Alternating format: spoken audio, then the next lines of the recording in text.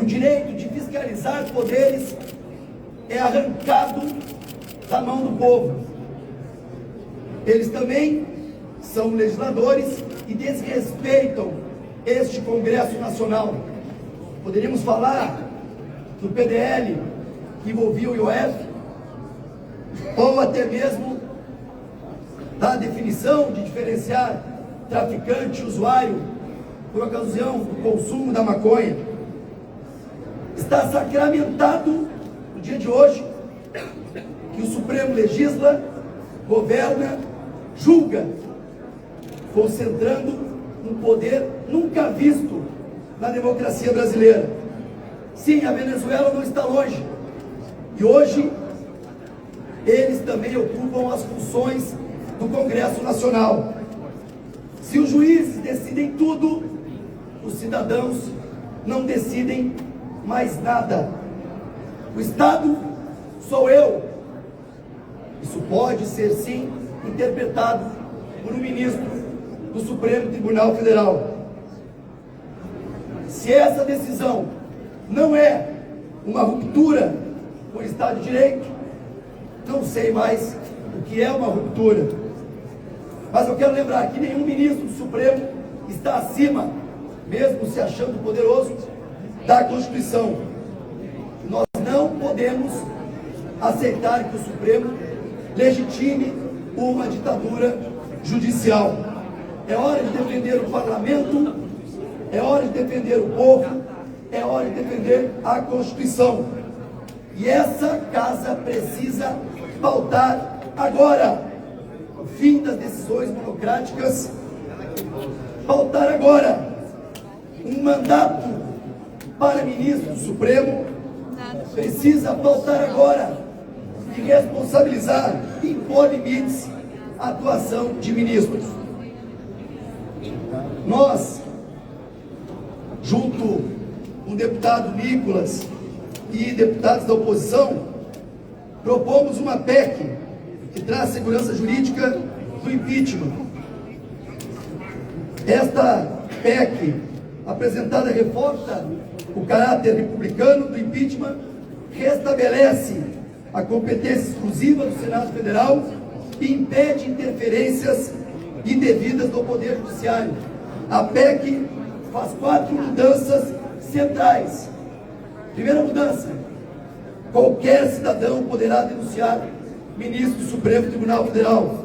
A legitimidade ativa popular, já prevista na Lei 1079, passa a estar expressamente na Constituição, garantindo que qualquer brasileiro possa apresentar denúncia por crime de responsabilidade.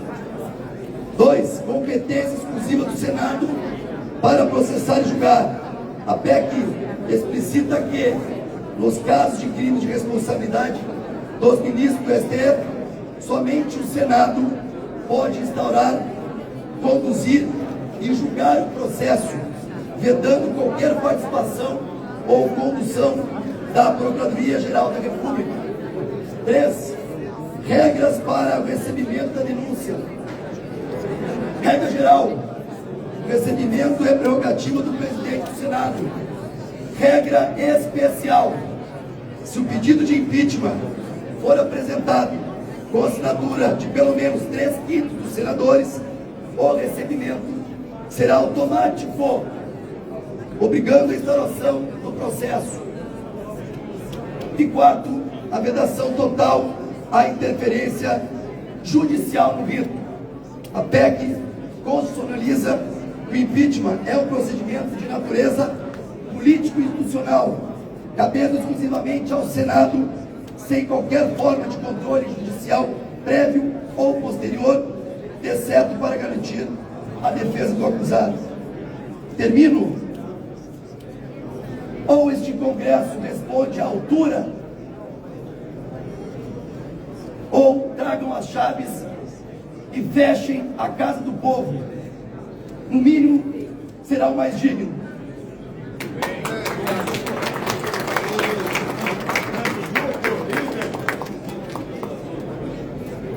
Bom, boa tarde a todos.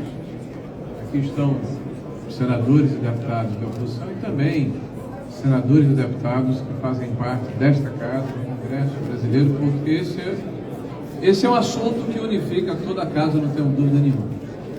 As manifestações que já ocorreram foram as mais diversas, de várias matizes, de várias correntes políticas. E o que nós estamos observando agora é que há uma clara tentativa de blindagem de um poder. Um poder que, de acordo com os princípios da nossa democracia liberal, pressupõe freios e contrapesos. Ou seja, os poderes são independentes e harmônicos entre si. Devem praticar a autocontenção, mas não é dado a ninguém a condição de estar acima da lei. E essa blindagem, ela é clara, porque acontece no momento em que todos falam sobre a possibilidade de uma mudança de cenário político em 2027, onde poderá se estabelecer uma maioria de senadores de um espectro ideológico que podem não aceitar a usurpação do poder, ou a improbidade, ou o excesso que porventura seja cometido na hora em que algum juiz, algum ministro exerce a sua função. É bom lembrar que são crimes de responsabilidade passíveis de impedimento do senhor ministro do Supremo Tribunal Federal proferir julgamento quando por lei seja suspeito da causa. Quem se lembra de alguma situação parecida com essa? De alguém que está proferindo julgamento e tem suspeição porque é inimigo de quem está julgando, ou se julga vítima de uma pretensa trama? Bom, vamos refletir a respeito, né? Exercer atividade política partidária. Alguém se lembra de uma expressão, vencemos o bolsonarismo, emitido por um dos importantes ministros e ex-ministros da nossa alta corte? Proceder de modo incompatível com a honra, dignidade e decoro da função. Eu não vou nem falar muito a respeito desse aspecto aqui, que pela lei é motivo para impedimento, afastamento, impeachment de ministros do Supremo Tribunal Federal. Há uma questão que, antes de voltar aqui ao tema, que eu gostaria de refletir com vocês, porque essa é uma oportunidade de a gente falar para a sociedade brasileira ao lado dos nossos pais. Tem alguém aí, tem algum jornalista aí do Globo, por favor? Não se preocupe não, só saber se tem no Globo. Bom, está aqui o Globo. Ativismo do STF representa risco preocupante. Isso em meados de 22. A hora mais escura, dizendo que o judiciário desborda dos limites estabelecidos na Constituição. Uma outra jornalista diz, após atos golpistas, a ala do STF defende a autocontenção da corte. Quer dizer que ela não estava contida, imagine. Porque contra o inimigo do Estado não existe o artigo 5º da Constituição, que define que todo cidadão brasileiro tem direitos e garantias. Aliás, estão lá todos eles elencados. Tem outro cidadão que diz a democracia correu risco, mas hoje o STF deve voltar a operar com autocontenção. Gente, é hilário se não fosse trágico a forma como a nossa democracia foi golpeada, foi atingida, foi fragilizada, foi sufocada em nome da democracia. É paradoxal, né? Barroso disse que o STF enfrentou o adversário da democracia durante o governo de Bolsonaro. Ele definiu que existe adversário da democracia. Olha que conceito amplo. O Estadão fala manual de autocontenção do Supremo Tribunal Federal. Agora, recentemente, dizendo como ele deve se conter, ou seja, não está contido. E parece até aquela expressão da matemática, né? Alexandre de Moraes ataca de novo, agora em 24. A lição do ministro Fachin, dizendo que o direito é do direito, que é da política, falando para ouvir dos poucos, certamente. O ministro não tem senso de humor sobre o fato do ministro não aceitar sátiras, no caso de Alexandre de Moraes. O 6º aniversário do inquérito sem fim, elas vão fazer 7 anos, gente. 7 anos de um inquérito que não termina nunca, e que determinou que o ministro do Supremo Tribunal Federal tem poder de xerife sobre a República Brasileira. 7 anos. Um caso escandaloso de censura. O Supremo precisa voltar à normalidade, porque já venceu o inimigo do Estado, na opinião deles. Sobre Fachin, olha, o Supremo deve buscar autocontenção. Quer dizer que não tinha, né? STF precisa de código de ética, autocontenção e colegialidade. Aponta a iniciativa da Fundação FHC. O STF não é bedel de rede social. O Supremo cria o crime da desinformação. Um desfecho amargo. Depois de superar o golpismo, o Brasil precisa enfrentar as faltas de limites do Supremo Tribunal Federal. Ou a sociedade brasileira entende o que está acontecendo, ou a democracia brasileira, que já está fragilizada, que claramente não aceita que um importante espectro da sociedade brasileira se manifeste, que aprisionou e amordaçou o principal líder da direita brasileira por mais de 100 dias, em função de cautelares que lhe foram impostas, no inquérito que ele sequer foi denunciado, e após a denúncia, essas cautelares não foram levantadas. Alguém que sofreu um processo em que, pela primeira vez, um ex-presidente é julgado diretamente no STF. E não só no STF, mas numa turma do STF, que, aliás, aqui um dos motivos de impeachment é justamente esse. A questão da falta de imparcialidade, de se julgar o inimigo. Onde se atacou o princípio do juiz natural e todo mundo normalizou, como se fosse uma coisa banal, natural. Nós não podemos aceitar esse tipo de situação, sob pena de, em breve, não ter no país uma democracia liberal. Nós vamos ter uma autocracia, ou uma democracia de juízes, ou uma situação imposta de cima para baixo, onde toda a sociedade tem que balançar a cabeça, como numa reunião de derviches, no mesmo ritmo, na mesma direção, sem o direito de ter uma opinião diferente. E eu acho que o mais grave aqui é que um juiz da Suprema Corte afirma no seu despacho, legislando, usurpando mais uma das atribuições do Legislativo. Esse Legislativo está tão desmoralizado, porque hoje nós ouvimos e achamos normal o presidente da República dizer que se não fosse o STF ele não governava, porque não tem respaldo do povo brasileiro representado aqui pelos senhores deputados e pelos senhores e senhoras senadores, que representam o povo brasileiro.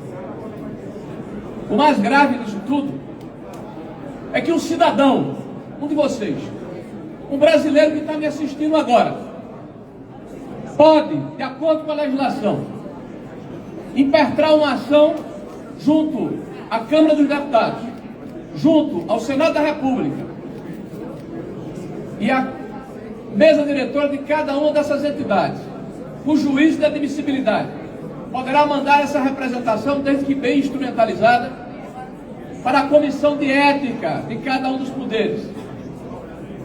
Isso poderá, inclusive, implicar em cassação de mandato. Um parlamentar que é eleito com o voto da população brasileira, que tem a representação e a legitimidade da nossa democracia, a casa do povo. Este ou estes podem sofrer o escrutínio, podem sofrer a fiscalização e sofrem dos senhores da imprensa e da sociedade brasileira através das redes sociais e pessoalmente. Mas eles, os senhores do Olimpo, não. Eles que não praticam autocontenção, que de uma forma absolutamente desabrida propõem um corporativismo e uma blindagem como se este poder estivesse acima da lei. E me lembro que recentemente, quando se votou uma PEC aqui de prerrogativas, a imprensa inteira alcunhou de PEC da blindagem, e ela não prosperou. Eu espero que a imprensa brasileira tenha o mesmo papel de denunciar essa arbitrariedade, essa imposição, essa tentativa de ferir de morte a democracia brasileira e impedir que o cidadão brasileiro possa se pronunciar. Os dois últimos presidentes impeachmentados foram vítimas de processos não de parlamentares, mas oriundos de cidadãos brasileiros.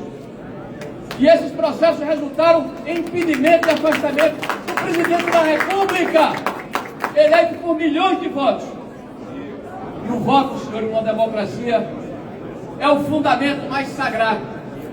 E os senhores ministros, que são escolhidos por uma sabatina no Senado, pela discricionalidade do presidente da República, precisam entender que o sistema de pesos e contrapesos na democracia, ele precisa funcionar e não está funcionando. E esse tipo de atitude só agrava essa disfunção.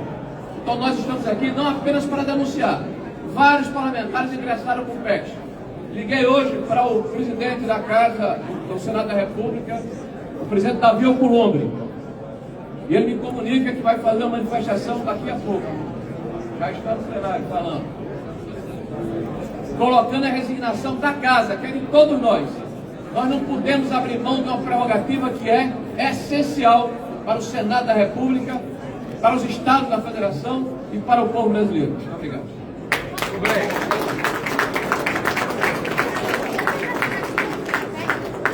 Quantas assinaturas você já recebeu? Deixa eu falar com ele não. Eu queria aproveitar e dar continuidade à fala do nosso líder do Congresso, Rogério Marinho. Ele apresentou aqui muitos artigos da imprensa mostrando que até mesmo a imprensa que durante muitos anos vem apoiando os atropelos, as aberrações do STF, começaram a perceber que criaram um monstro, um Frankenstein, na esperança de que agora possam contê-los. Eu quero mostrar alguns dados para mostrar para vocês como está o Brasil e por que essa PEC da blindagem veio a acontecer agora. No Paraná Pesquisas mostra que 61% da população brasileira tem medo de falar o que eles pensam nas redes sociais. Uma pesquisa recente do Atlas mostra que para 42,8% da população brasileira, o judiciário é a maior ameaça à nossa democracia. Outra pesquisa mostra que 47,3% da população reconhece que o quê? Nós vivemos em uma ditadura do judiciário. E essas pessoas colocaram a esperança num dispositivo constitucional para colocar o Brasil de volta nos trilhos. Estas pessoas que estão indignadas com essa ditadura do judiciário que agora já se tornou inegável, colocaram as suas esperanças nas eleições de 2026 para eleger uma maioria do Senado.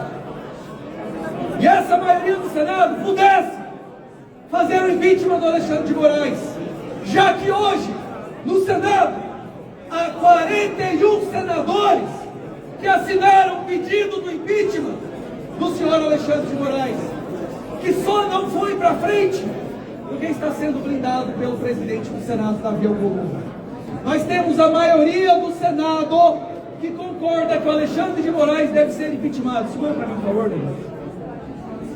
Qual é a reação do Gilmar Mendes e dessa corte que foi criada para defender a nossa democracia? Esta mesma Suprema Corte que mandou prender centenas de pessoas no inquérito ilegal por uma suposta tentativa de golpe no 8 de janeiro, acaba de dar um golpe no Brasil hoje. Isso não é apenas uma DPF da blindagem, isso é um verdadeiro golpe de Estado. Estão numa canetada tentando impedir que a população consiga o que eles querem, que é o impeachment do Alexandre de Moraes. Aí eu pergunto para os senhores colegas e as senhoras que estão aqui do meu lado: quantos países democráticos do mundo apenas uma pessoa tem a prerrogativa de admitir ou aceitar o pedido de impeachment de ministro da Suprema Corte. Alguém sabe? Os senhores sabem, Farrude, o senhor sabe? Quantos países democráticos que escolheram, a senhora sabe? Nenhum! Escutem isso aqui! Nenhum país teve a audácia, o atrevimento de sequer sugerir algo tão idiota, uma aberração tão inigualável. Nem Cuba, nem Venezuela, que são ditaduras, mas tentam se passar de democracia, se atreveram a tomar uma decisão tão autoritária. Mas o nosso Gilmar Mendes, o nosso STF, o grande defensor da democracia, não é não? Acaba de enfiar o último prego no caixão daquilo que nós considerávamos democracia. E por quê? Por que recentemente o Toffoli determina busca e apreensão na vara de Curitiba? A vara que colocou na prisão centenas de corruptos que hoje estão soltos novamente. Por que o Toffoli colocou sigilo no caso do Banco Master? Será que essa decisão do Gilmar Mendes é de alguma forma para blindar o que será exposto nesse caso de um banco que financiou eventos e jantares para os ministros da Suprema Corte? Será que no momento de desespero, Gilmar Mendes vai lá e blinda, sabendo que chegariam até eles? Mas o pior de tudo, Beatriz, não é que o Gilmar Mendes decidiu que apenas uma pessoa vai ter o superpoder de decidir a prisão, o impeachment de um ministro do STF. É que ele decidiu que um ex-sócio dele, vai ter a decisão sobre o impeachment do STF. Se algo mais absurdo já aconteceu na história do judiciário brasileiro, eu não tenho conhecimento. Mas como disse Moraes, o judiciário brasileiro sofre ataques porque ele é o mais forte do mundo. Um judiciário não deve ser forte. Um judiciário deve ser equilibrado, ponderado, técnico e imparcial. Coisas que essa Suprema Corte já demonstrou por inúmeras vezes que eles não são. Volto a dizer, nem a Venezuela nem Cuba teve a audácia de tomar uma decisão tão terrível, tão autoritária quanto essa que o Gilmar acabou de tomar. Eu espero que o Alcolumbre e que o Senado exerça a sua ação, exerça a sua prerrogativa de impedir que isso seja levado adiante.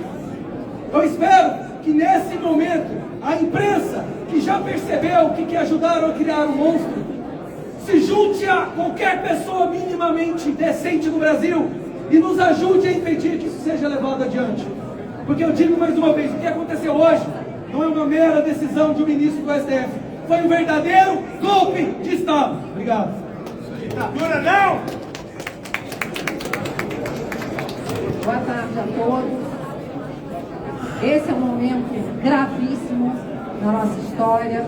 E eu quero lembrar os senhores que quando a ex-procuradora-geral Raquel Dodge disse que o artigo do regimento interno do Supremo, que conferia aos ministros do Supremo direito de abrir inquéritos por crimes ocorridos dentro do Supremo, que essa opinião, esse parecer da Procuradora-Geral foi ignorado, porque ela disse que a Constituição não recepcionara aquele artigo que excluía o Ministério Público da única titularidade para propor inquérito. E eles disseram, não, nosso regimento foi recepcionado pela Constituição. O que eles estão fazendo agora é querer dizer que a lei da responsabilidade, do crime de responsabilidade, a lei 1079,